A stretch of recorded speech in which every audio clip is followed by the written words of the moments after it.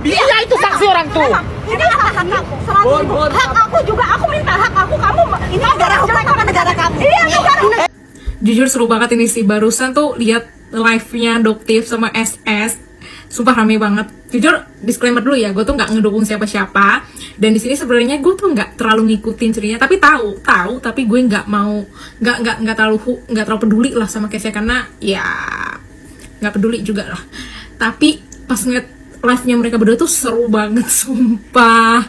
Dan setelah gue lihat kedua live-nya, karena kan gue megang 2 HP tuh, jadi gue bisa lihat dua-duanya. Ya gue nggak memihak di siapapun di sini, tapi pas gue lihat live-nya itu bisa banget dilihat sama-sama kalau SS ini tuh lumayan agak sangar ya. Intinya sih di live mereka tuh mau nanya baik-baik, nanya Doktif lah, katanya mau baik-baik, minta jawaban. Tapi lihat aja deh sendiri, kalau dari pandangan gue untuk nanya baik-baik secara rame-rame, apalagi mostly kebanyakan laki-laki, dan dengan nada yang lumayan lantang dan kencang, itu tuh bisa dibilang tuh bukan nanya baik-baik. Itu tuh mungkin bisa didefinisikan, mungkin ya maybe hampir mirip labrak nggak sih?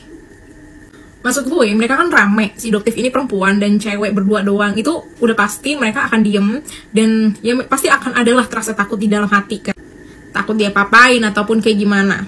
Dan kalau misalkan gue posisi juga jadi Doktif, gue sih bakal diem sih.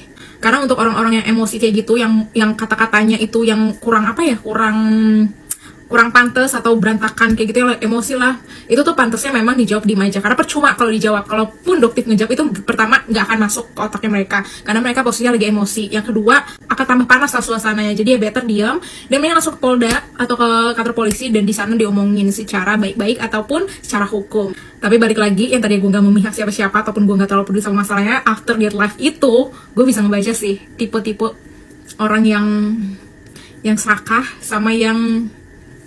Sumpah sedih banget ngeliat timnya Doktif ya, salah satu timnya Doktif itu diekspos foto muka anaknya loh. Gila, nggak ada otak banget tuh kubu sebelah. Sekarang gini deh, gue berbicara karena gue juga seorang ibu. Kalaupun gue punya permasalahan sama orang, please banget jangan sampai bawa-bawa keluarga ya. Mau dia ibu, bapak, nenek, kakek, cicit, cucut ya, jangan sampai deh, karena mereka itu nggak tahu apa-apa di permasalahan kita. Lagian sebel banget sih, kenapa sih harus expose foto bayi yang masih kecil? Gila loh, dia tuh bayi yang nggak berdosa. Gue pun sama, kalau gue di posisi timnya Doktif ya gue akan habis kau, ku katakan habis kau. Kalau ada yang bilang kan majang fotonya juga kan baik-baik, nggak ada yang terima. Udah tahu lagi keadaan isu kayak gini, nggak ada yang namanya baik-baik. Jangan playing victim, hati-hati di dunia ini, tempatnya itu tempat untuk diuji. Lagian kenapa sih udah tahu produknya overclaim ya? Kalau emang ngerasa udah nggak jual lagi, kan masih banyak reseller kamu. Kalau saya jadi kamu ya, saya kumpulin siapa aja yang dulu jadi agen-agen saya, yang jadi reseller saya, semua saya kumpulin. Saya tarik barangnya, saya kembalikan uangnya sesuai dengan nominal mereka yang sudah pernah masuk di saya. Dan menghimbau ke mereka semua, para agensi, reseller, kita himbau jangan ada yang menjual produk ini lagi ya, karena ini sudah kita tarik. Begitu yang paling benar. Jangan cari-cari pembelaan kesana sini lah, udah. Mending diem, katanya juga udah proses hukum. Kalau gue sih ya, kalau udah proses hukum ya, udah gue mending diem, terus kumpulin bukti, bebenah gitu loh. Bukannya nyari pembelaan kesana kemari, terus masih main sindir-sindiran. Kampung menurut gue. Gue aja capek ngeliatin lu pada tiap hari masuk FPP gue. Aduh, capek. Sumpah aku tuh gede banget waktu ngeliat live-nya di Doktif sama si SS kemarin. Kan si SS-nya tuh nyecer terus si Doktif buat tahu di mana dia beli si krim itu kan. Dan si Doktif itu tuh nggak mau jawab. Dia marah-marah sampai segitunya. Terus dia di live malah ngata-ngatain Doktif kayak yang dia nggak berani jawab guys. Dia takut guys. Dia nggak berani jawab, nggak bisa jawab guys. Padahal orang-orang yang nonton live-nya tuh juga tahu kenapa si Doktif tuh nggak ngomong. Nih ya, buat yang nggak tahu nih dan masih bertanya-tanya atau belain si SS. Nih aku kasih tahu kenapa si Doktif tuh nggak mau ngomong di mana dia belinya krim itu gitu. Si Doktif itu nggak mau ngomong kalau dia beli di ABC karena takutnya nanti si SS ini bakal ngilangin barang bukti. Selain itu, takutnya si SS ini malah jadi menyalahkan resellernya itu guys. Makanya itu si Doktif tuh nggak mau ngomong dia belinya di mana, dia pokoknya ngerasain dia beli di mana. Terus juga dia ngata-ngatain Doktif kayak kamu pembohong ya, kamu zolim, aku selama ini udah diem aja.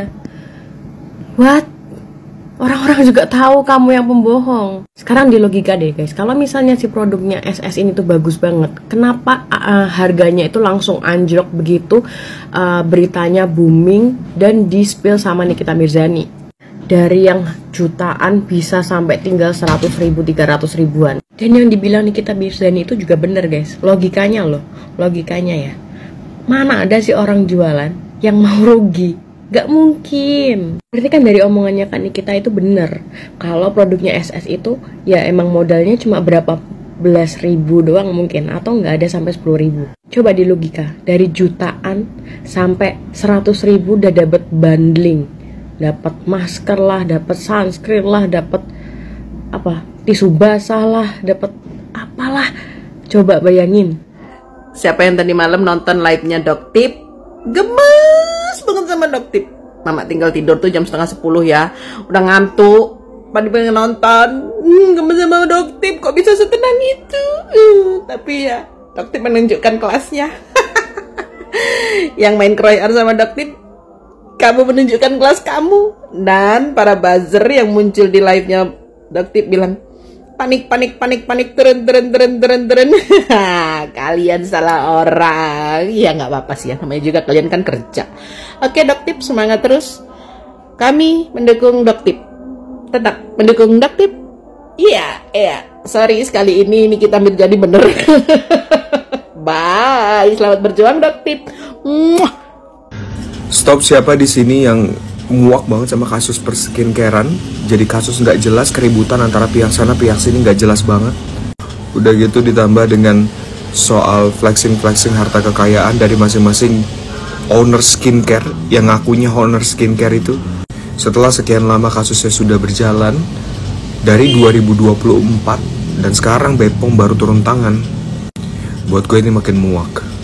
Ditambah lagi kasus penistaan agama yang juga nggak kejelas akhirnya kayak gimana. Sekarang kita harus ngelihat keributan via live dari masing-masing owner skincare lawan dengan review influencer skincare. Tahu nggak siapa yang dirugikan dari semua kasus ini? Kita semua yang nonton. Kita cuma kebagian ngengongnya aja, kita cuma kebagian keselnya doang. Padahal di balik itu mereka semua yang menerima keuntungannya. Dari pihak satu mungkin salary malah makin meningkat. Dari pihak satu mungkin jadi diundang sana sini untuk bisa dapat atau jadi narasumber. Dari pihak yang lain yang ngedukung bisa jadi juga dari endorsement. Atau ada yang dapat imbalan untuk disuruh ngebungkam dan tidak nge-review skincare. Jangan main-main. Harga bungkamannya itu nggak murah. Bisa MM-an guys. Terus kita yang di rumah ini cuma kebagian kesalnya doang, mudorotnya doang. Enggak. Mulai sekarang kita harus skip sama model kayak gitu.